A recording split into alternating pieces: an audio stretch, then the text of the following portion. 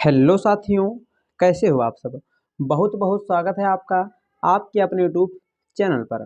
दोस्तों, आज के इस वीडियो में हम बात करने वाले हैं क्लास 10th हिंदी का एक बहुत ही ज़्यादा मोस्ट इम्पॉर्टेंट टॉपिक, जो मेरे दोस्त जो आपके लिए बहुत ही ज़्यादा इम्पॉर्टेंट है। तो दोस्तों, आज के इस वीडियो में हम बात करने वाले हैं जीवन परिचय के बारे में। आप सभी को दोस्तों पता होगा कि आपके बोर्ड एग्जाम में, ठीक है ना, जो है 5 और 5 10 नंबर का जो है जीवन परिचय आता है। तो आज के इस वीडियो में मैं आपको गद्य में से 2 केवल जीवन परिचय बताऊंगा। दोस्तों, अगर आप इन्हीं दोनों को पढ़ लेते हैं ना, तो मैं गारंटी के साथ कह रहा हूँ कि इन्हीं दोनों में से कोई एक न एक आपके बोर्ड एग्जाम में आएगा। ठीक है मेरे दोस्त, तो आपसे रिक्वेस्ट है, आप वीडियो में एंड तक बने रहिएगा और सभी कुछ बहुत ही बेहतरीन तरीके से तैयार कर लीजिएगा। ठीक है ना मेरे दोस्त। तो चलिए, नो बकवास, वीडियो को हम शुरू करते हैं। तो यहाँ पर हम सबसे पहले बात करेंगे जयशंकर प्रसाद के जीवन परिचय के बारे में। दोस्त, इसको मैं आपको बहुत ही आसान तरीके से बताने वाला हूँ और इनकी रचनाओं को मैं ट्रिक के माध्यम से बताऊंगा।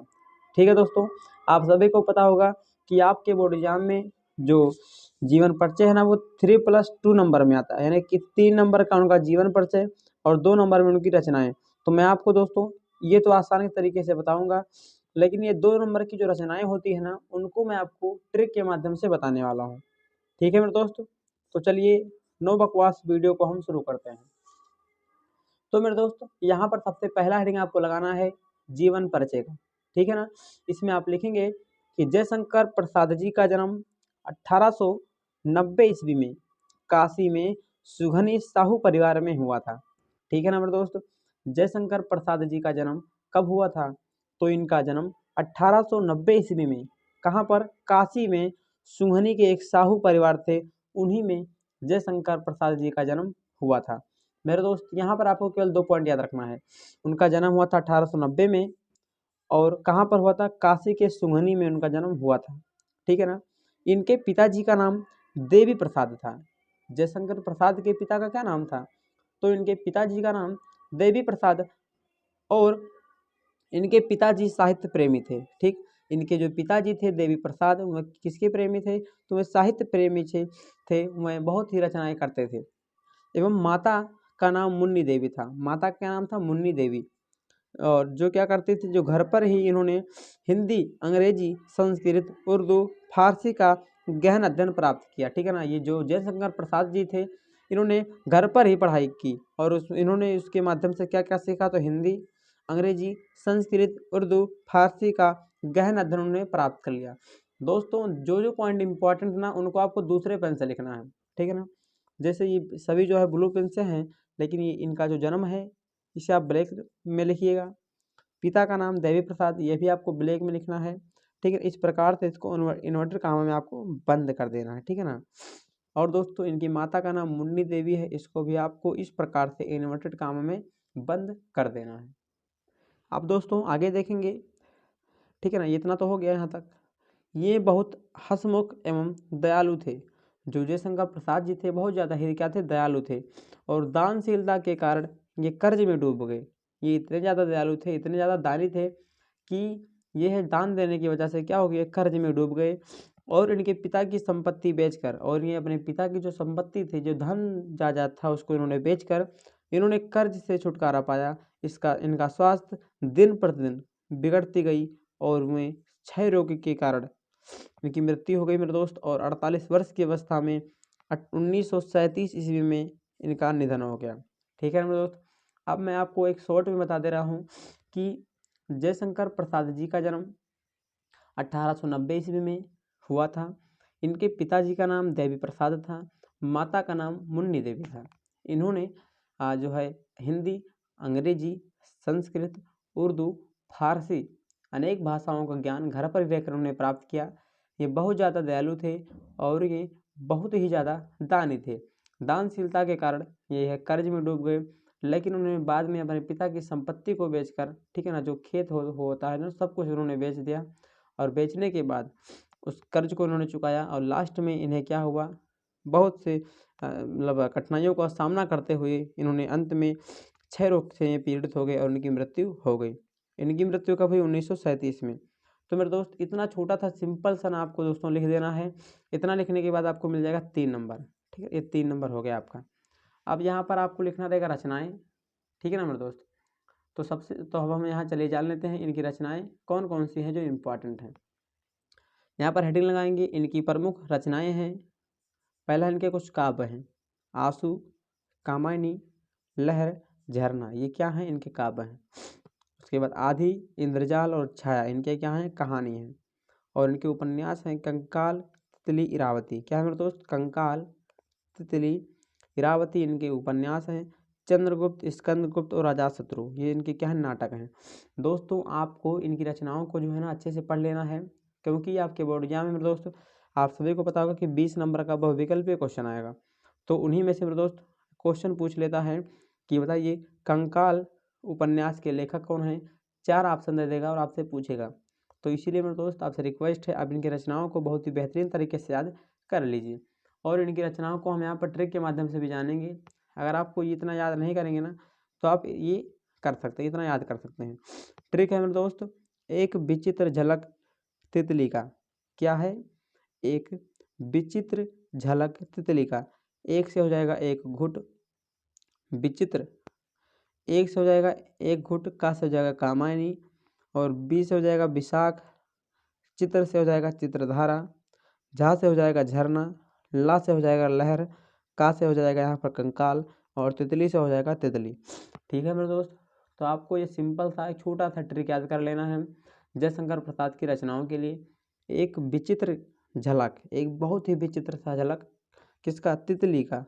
तितली का एक बहुत ही सुंदर सा, एक बहुत ही विचित्र सा झलक। तो एक से एक घुट, का से हो जाएगा कामायनी, बी से हो जाएगा विशाख, चित्र से हो जाएगा चित्रधारा, झलक, झा से हो जाएगा झरना, ला से लहर, का से कंकाल, और तितली से हो जाएगा तितली, का से कुछ नहीं। ठीक है ना मेरे दोस्त। तो आशा करता हूँ आप इनकी इस जीवन परिचय को बहुत ही बेहतरीन तरीके से समझ गए होंगे। दोस्तों यहाँ पर हमारा जो सेकंड जीवन परिचय है वो है आचार्य रामचंद्र शुक्ल जी का। इसको मैं आपको बहुत ही आसान तरीके से बताने वाला हूँ, और इनकी रचनाओं को भी मैं ट्रिक के माध्यम से बताऊँगा। ठीक है ना मेरे दोस्तों।